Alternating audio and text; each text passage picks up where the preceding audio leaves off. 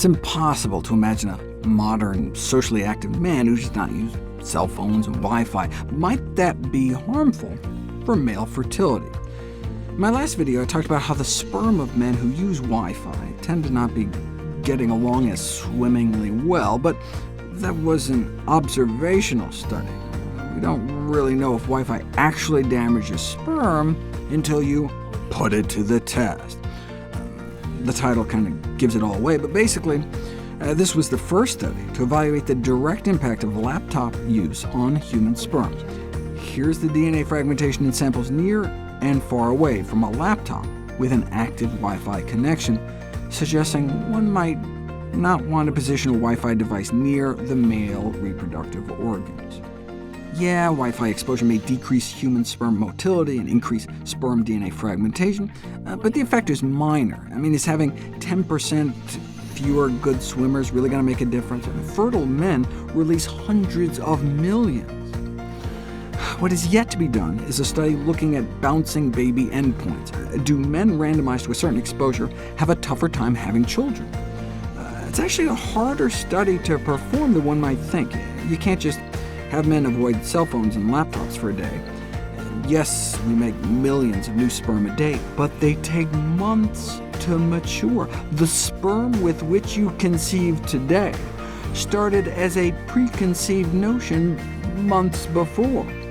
So you can imagine why such a study has yet to be done. You'd have to randomize men to essentially avoid wireless communications completely, or maybe come up with some kind of Faraday cage underwear.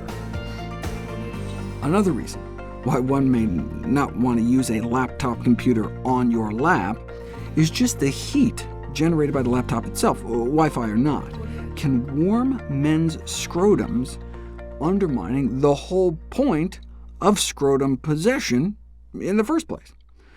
This all dates back to a famous series of experiments back in 1968. It was an illuminating study, one might say. Sometimes they add a reflector to boost the heat, though the bulb alone was just as effective, but they had to move it closer to the skin. Much simpler, but more likely to result in a Jerry Lee Lewis song. But now we have nice cool fluorescence, but heated car seats remain a testicular heat stress factor. Saunas aren't a good idea for men trying to conceive. Sperm counts before and after, apparently cutting sperm production in half, and still down 3 months later, but apparent full recovery by 6 months. But that's why boxers, not briefs. Or go all commando. Who makes money on that, though?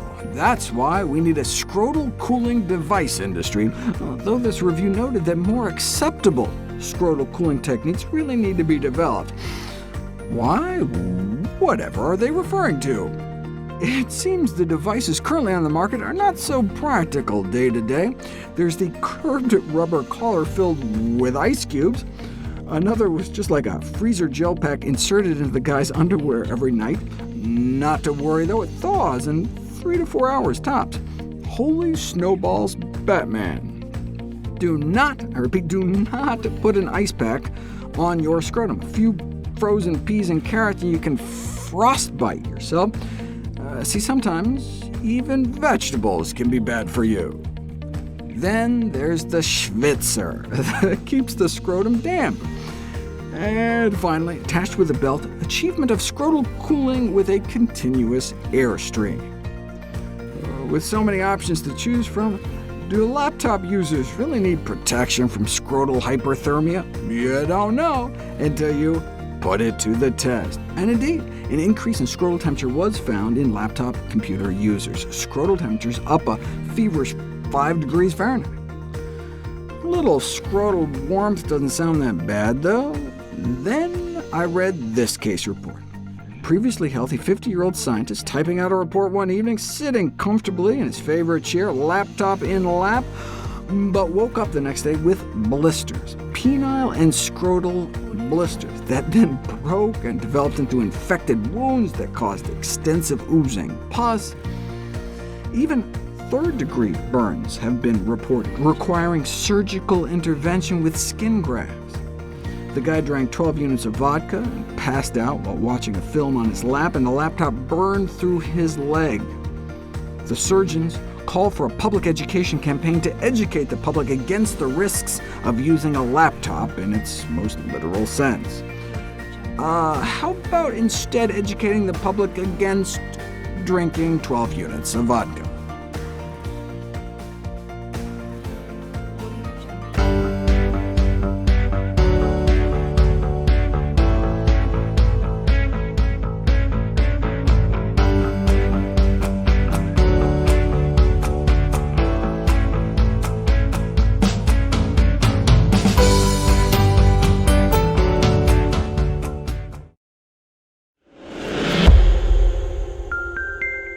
Audio Jungle.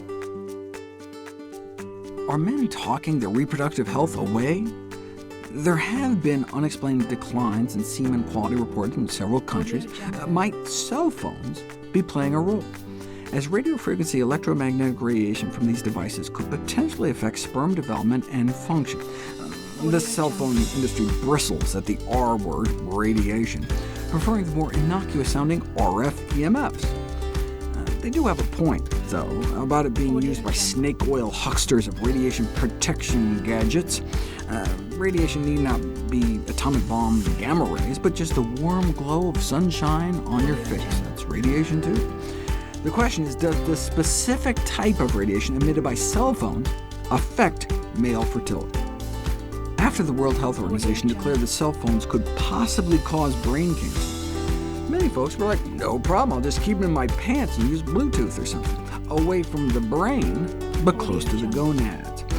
Put all the studies together, including nearly 1,500 semen samples, and exposure to mobile phones was associated with reduced sperm motility and viability, though not necessarily sperm concentration. How much less could they swim? Sperm motility only appeared to be about 8% less, and so that alone may not actually translate into reduced fertility, unless you're starting out with a marginal sperm count in the first place. So especially for men who already have fertility problems, it might be better to avoid keeping an active cell phone next to your crotch for long periods of time. Cell phones may just be one of a bunch of things that could potentially add up. For example, Wi-Fi may be an issue, so researchers got semen samples from more than 1,000 guys, and the total number of swimmers' motile sperm were decreased in group who used wireless internet. OK, but these were all just observational studies. Maybe men who use Wi-Fi just tend to smoke more or do more horseback riding or something, and that's the reason for the apparent link. You don't know until you put it to the test. Unfortunately, many of the studies are like this, on rats. So while the microwaves emitted from a cell phone do not appear to affect rat testicles, it can be argued that you can't necessarily extrapolate from these animal models since, for example, their scrotums are non-pendulous, meaning their testicles are more inside of their bodies rather than out swinging around. So, at least until proven otherwise, it's recommended that men with fertility issues may not want to keep their cell phones in their front pants pocket in close proximity to their testicles. Even when not in use, cell phones emit radiation to keep pinging their location, though the main exposure is during talk mode, where it may still remain in the pocket thanks to headsets these days. And then what happens when you have it in proximity to other common metal objects? Here's a cross-section at crotch level. There's the phone. You may have a metal zipper, key ring in your pocket. When all three objects were added, the SAR, the amount of radiation absorbed into the testicles, was generally increased, even approximately double. But that's only a problem if the radiation does actually damage sperm. How hard is it to just design a study where you just wave a cell phone over some human sperm in a petri dish to see if it's an issue? And here we go. Significantly more DNA fragmentation in sperm exposed to cell phone radiation, starting within an hour of exposure.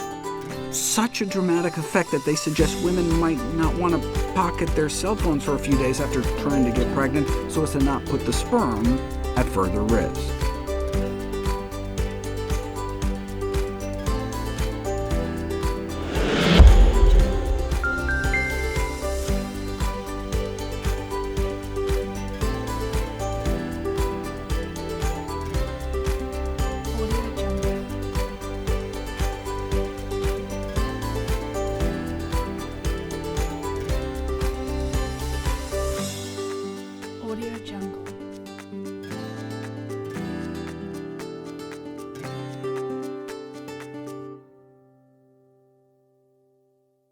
Audio Jungle.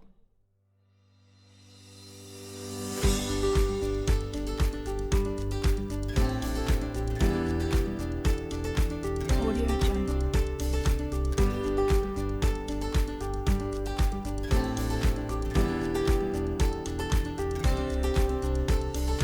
Audio Jungle.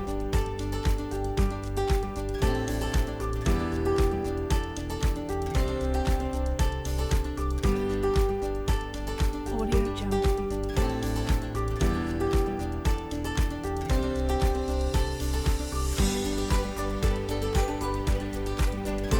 Audio Jungle.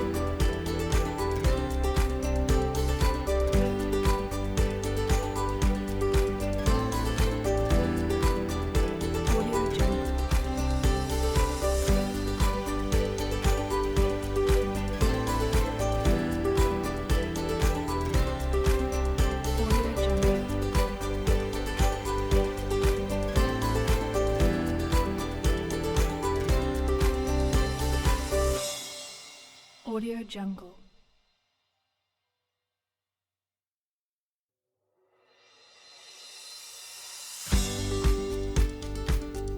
Audio Jungle.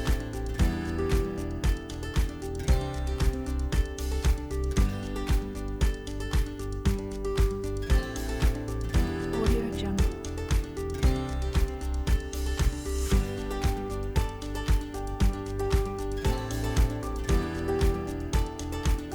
Audio Jungle.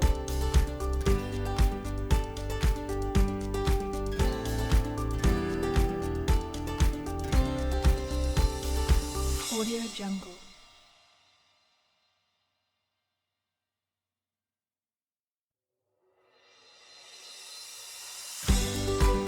Audio Jungle. Audio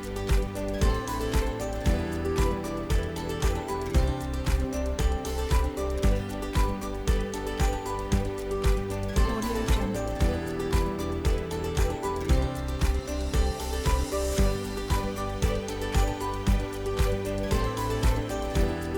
Audio Jungle.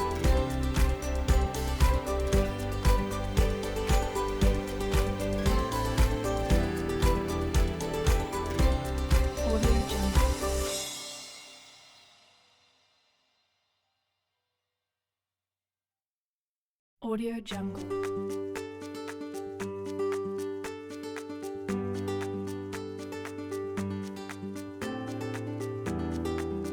Audio Jungle.